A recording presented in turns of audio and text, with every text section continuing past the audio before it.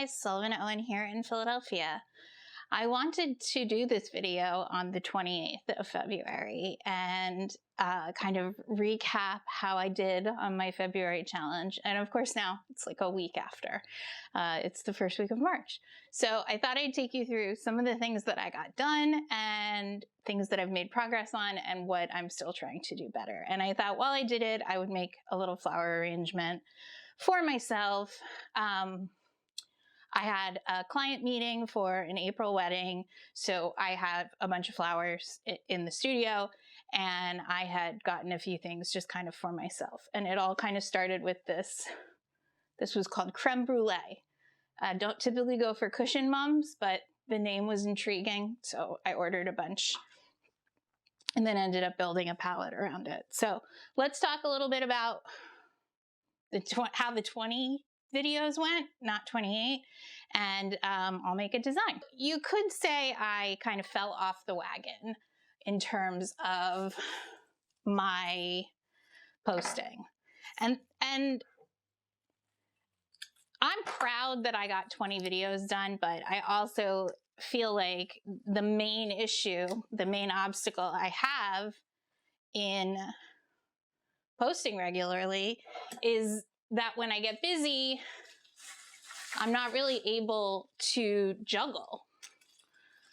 And it's been an interesting kind of evolution for me over these 3 years. YouTube, when I started it, was never intended to be my like full-time gig, but I do really enjoy it. And I like the accountability of having a schedule to stick to.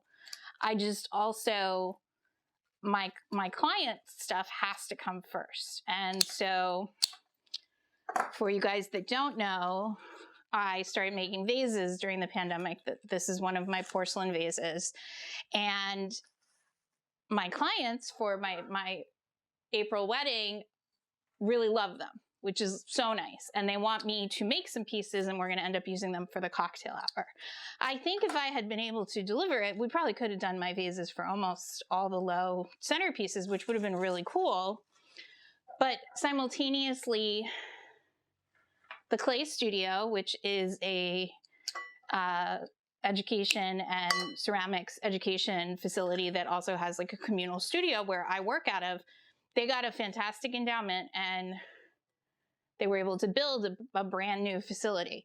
And the move has been delayed a few times, but I think I thought the move would get delayed further into the spring, but we have to move out by the 15th of March.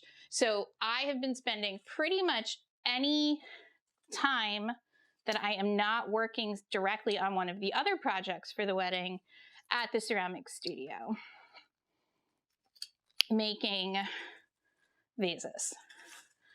And I'm going to do a video for my other channel, Sullivan Makes Things.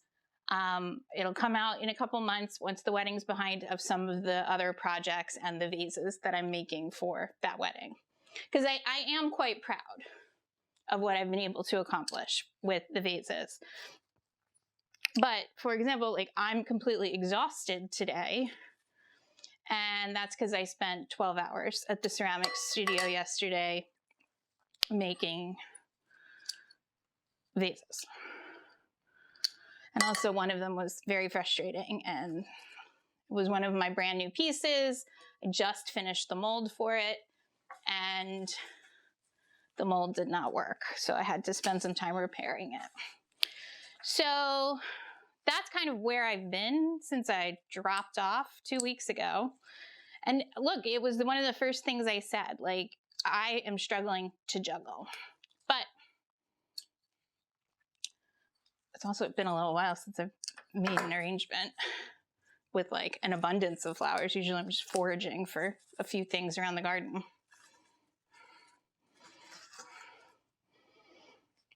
Like I was only able to find, I went out just now hunting hellebores because it's like 70 degrees outside. And I have buds on about 75 hellebore plants, but not one only one flower that I could cut. And even this is a little It's a little short. And everybody always asks, how do you get hellebores to last or stay upright? Well, this is one of the ones that's bred to be more upright, but the other answer is don't cut them when they look like this. You actually want to wait till the pollen is gone and the seed pod forms in the center, and then they will last a really long time, but this will probably start to flop shortly. All right, so what did I get accomplished during the 28 days of videos? I got a shed ordered. I ended up finalizing the design plan for the potager driveway parking area and ordered a shed. And I will be able to have that shed in just 4 to 6 weeks. The wedding I'm doing means that I won't have time to do the foundation or any of that before the wedding, but as soon as I am done with my spring wedding work, I'm going to be able to call and get my very cool shed with overhang area for my trash can storage. So that is exciting. When I wrote the notes for this video, I wanted to say that I was very close to ordering a greenhouse. Unfortunately, I've hit further setbacks with that. I think I'm going to have to do a separate video on why that's not working out, because my budget dictates that I go with something a little more kit style, not custom, but I have a really hard time spending $15,000 on a kit item that I don't feel like is going to be the design that I want. That's a lot of money to spend on something that doesn't feel like like the thing that I want. I guess I thought I had more eucalyptus, but it would appear I only have one piece. So it's Italian ruscus. It's one of my favorite foliage elements. I started a couple seeds. I am not actually doing a ton of seed starting, again, because of the timing of my April wedding. I don't have time to manage a lot of seedlings. So I started some seeds with my niece and nephew. I let them pick stuff out because they are 6 and 9. They could only pick out things that came from, that had packets with pictures on them, which is fine. And I let them start them and take them home, and I'm letting them, they don't have grow lights or anything like that, so I think they're just putting them out as like late winter sowing. And I started some of my pansies and violas. These are butterfly ranunculus from California. So I grew these in my garden last year. They were really, really a great plant. The corms, bulbs for them can be a little tricky to find. They're not widely out there, and they're also heavily patented, so they are rather expensive, but they're starting to get out there a little bit more. And I think, honestly, we're going to start to see them pop up in garden centers soon. I got this stuff in earlier in the week, so that tells you how much I'm struggling with my schedule this week. I had intended to make this design like a week ago, so I just had them sitting around. And I guess that's something that's kind of happening in flowers post-COVID, is that supply chain's so off that flowers just don't really feel as fresh as somebody like me who's been working with them for a really long time. I have higher standards than what's been coming in. And I'm gonna have to work really hard to make sure that I get what I need for the wedding. I'm not talking you through this design. That is because I make my arrangements pretty much the same way every time, even if the shapes are a little different. And you can check out one of the older floral design videos if you want to see. Or see if you can watch the Cut Flower Garden series and identify which element is which. I think they're so pretty, but they're just like a little beat up. So some of the other things accomplished with the February video project are I learned that I don't need to employ tons and tons of production tricks in order to put out videos that don't make me cringe.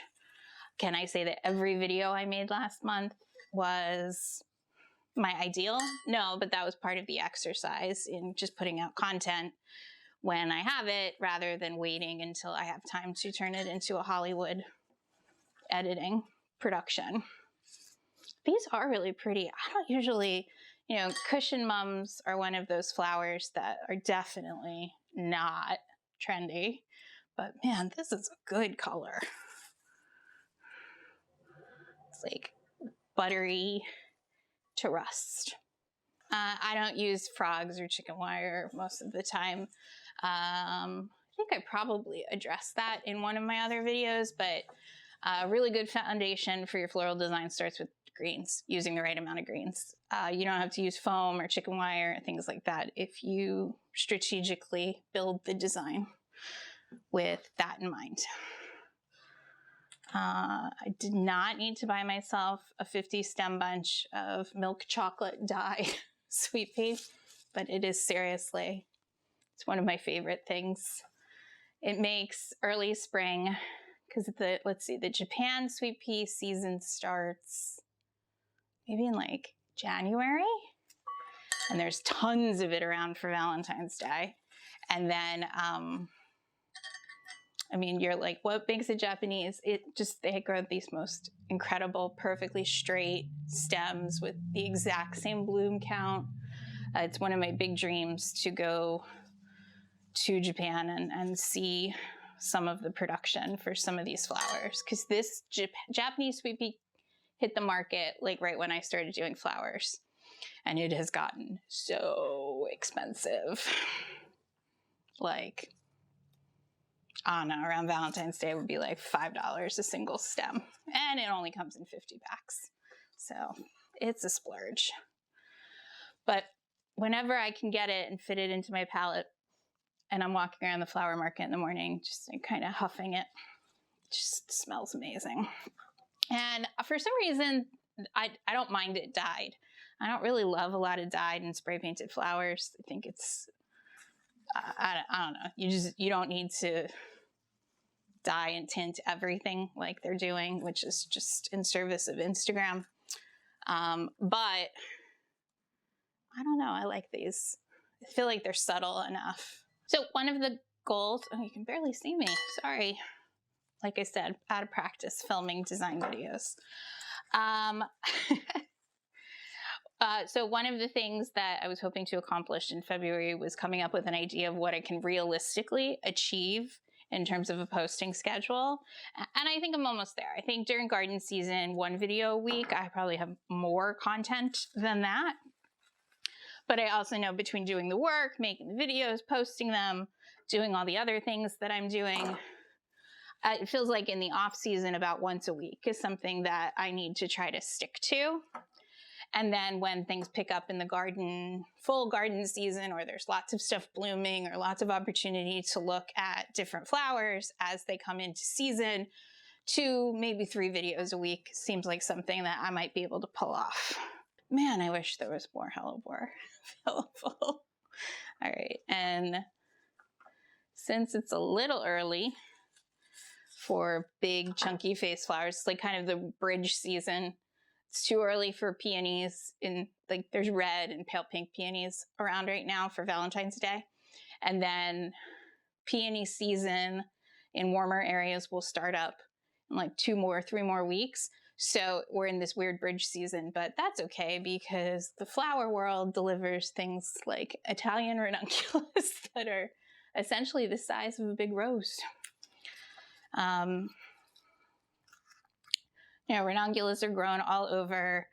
Italian can mean the variety is an Italian tuber or corm, and it can also mean it's actually grown by Italian growers.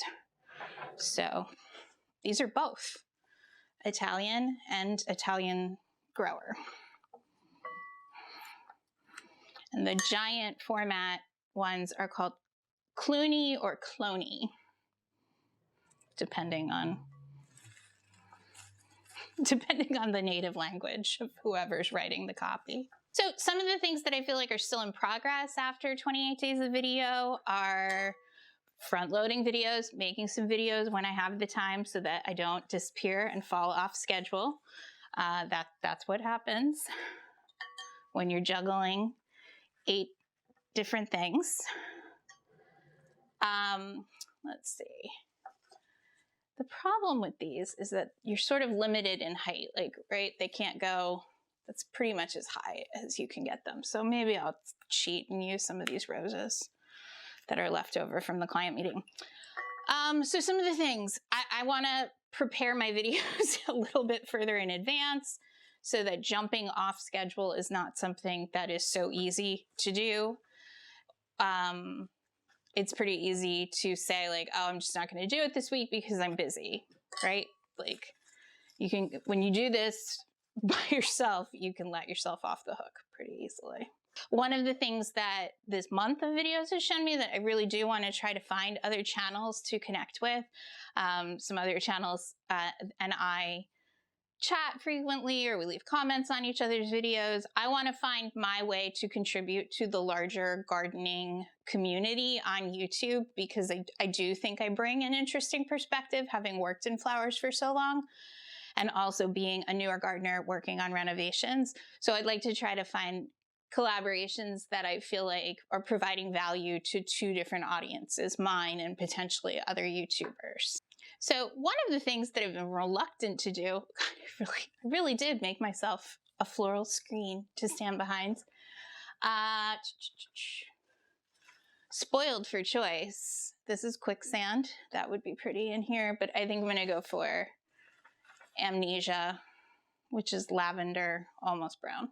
So one of the things that I have wanted to make videos about is flower farming as a trend, because I truly do think it's just a fad, and why I think the flower farming trend does more harm than good for flowers and floristry. And why I think that we're in this kind of dangerous space with it, where it's essentially less about actually growing flowers and more about marketing a lifestyle or marketing educational programs. One of the things is, since I've been doing my own thing for over a decade, it's really easy to fall into the constant education trap. And no amount of workshops is ever going to make something that isn't grounded in like really solid business concept work.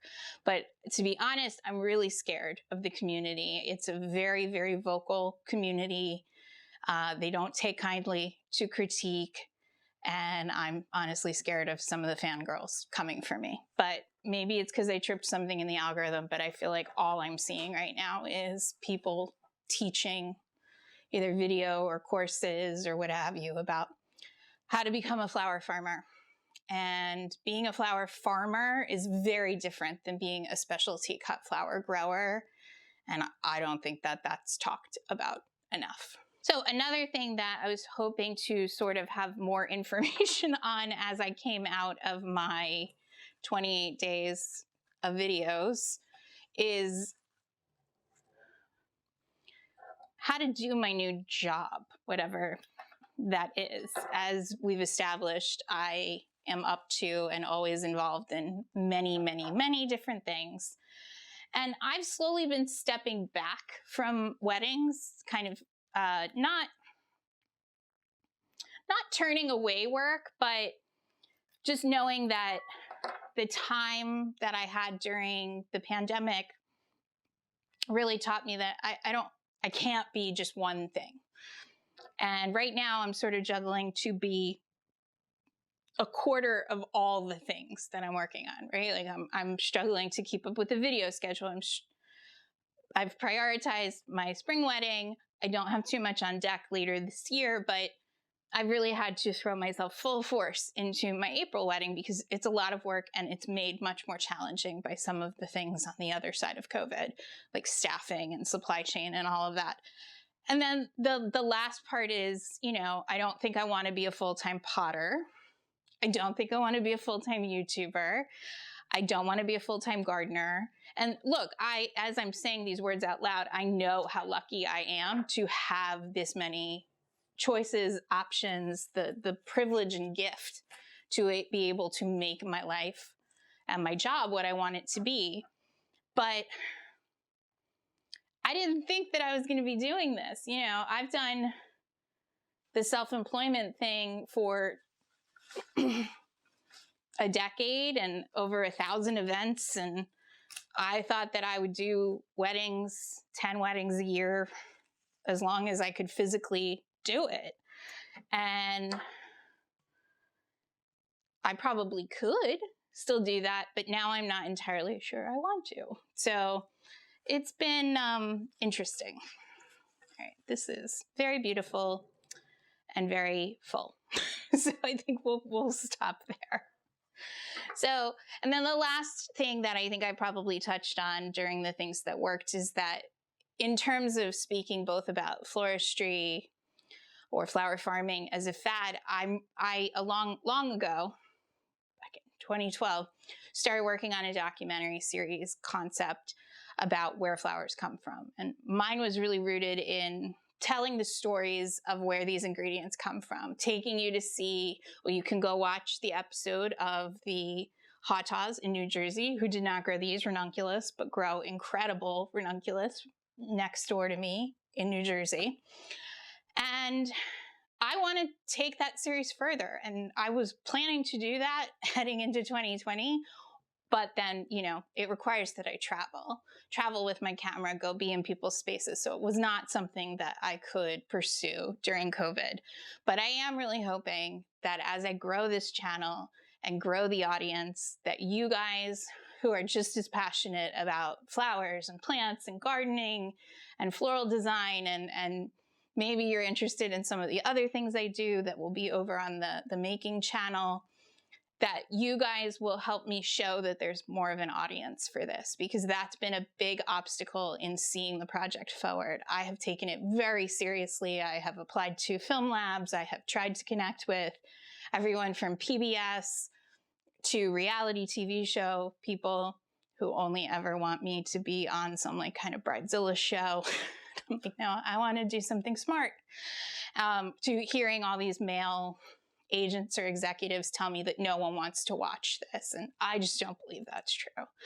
And I really want to see this project through and see it come to life and tell the story of the people who grow the Japanese sweet pea, the people who grow the Italian ranunculus, the people that grow the roses in South America, the people that are growing butterfly ranunculus in California. I want to tell those stories. So I'm hoping by growing my channel, by telling these stories through the flowers, through the plants, through the lens of somebody who has worked in cut flowers for over a decade and is now really embracing and getting to know the gardening world, the horticultural plant development part of the business, that you guys will help me show all those naysayers that I've talked to about my floral documentary series that are like, oh, no one's going to watch that. I disagree. I know people like me who crave to know the weird and interesting and funny characters around the world that grow these things. And I want to be able to share that with you guys. So that, I don't know that I've ever as candidly said that that's what the motivation behind my YouTube channel was, but that's it. I was told so many times that there was no audience for this, and I don't believe that's true. And so I set out to try to tackle the algorithms of YouTube. And it's slow going, and it's not something that's easy to keep up with all the time. But I am here to make videos from my point of view and my perspective to try and show the people that have said no one wants to watch that there are millions of people that want to learn as much as they can about the flowers and plants that we grow and love. So, all right, guys, so thank you guys so much for watching. I hope the watching of the arrangement was rewarding and not too distracting. Or maybe you just muted me and watched me make the design. I don't care. I don't get to hear that information. But if you liked it, give the video a thumbs up.